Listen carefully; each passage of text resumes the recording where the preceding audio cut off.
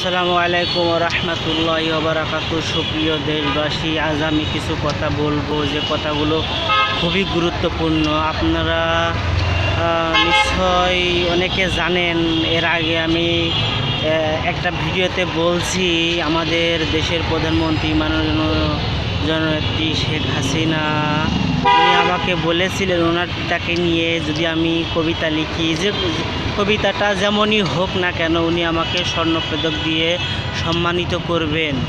অনেক দিন হয়ে গেছে আমি কবিতা লিখি নাই, কিন্তু ইদানিং আমি কবিতা লিখেছি এবং অনলাইনের মাধ্যমে এটা আমি সকলকে দেখাইছি। কবিতার ভিতরে আছে শেখ মুজিবুরের কথা এবং তিনি যে একজন শক্তিশালী নেত্রী তিনার কথাও আছে। অনেক সুন্দর একটা কবিতা হয়েছে, কিন্তু তিনি তিনার ওয়াদা পালন করলেন না, আমাকে মোবাইল করে ডাকলেন না ওনার কাছে, কিংবা স্বর্ণপদকও দিলেন না। এটা কিন্তু আমার জন্য খুবই দুঃখজনক, কারণ তিনি আমার কাছে ওয়াদাবদ্ধ। তিনি বলেছেন আমার কবিতা যেমনই হোক না কেন তিনার পিতাকে নিয়ে লিখলে আমাকে স্বর্ণপদক দিয়ে সম্মানিত করবেন।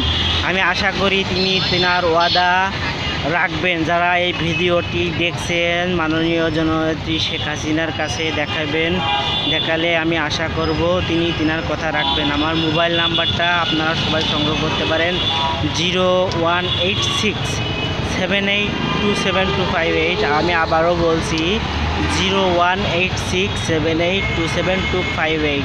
সকলকে ধন্যবাদ। সকলকে আবারও আমার পক্ষ হইতে সালাম জানাচ্ছি। আসসালামু আলাইকুম রহমতুল্লাহি ওয়া বারাকাতুহু। সবাই ভালো থাকবেন, সুস্থ থাকবেন। সকলের সুস্বাস্থ্য কামনা করে আজকের মতো বিদায় জানাচ্ছি। আমি কবি Mohammad Harun Rashid. Thank you very much. Thank you all everyone. Thank you. Bye bye. Take care.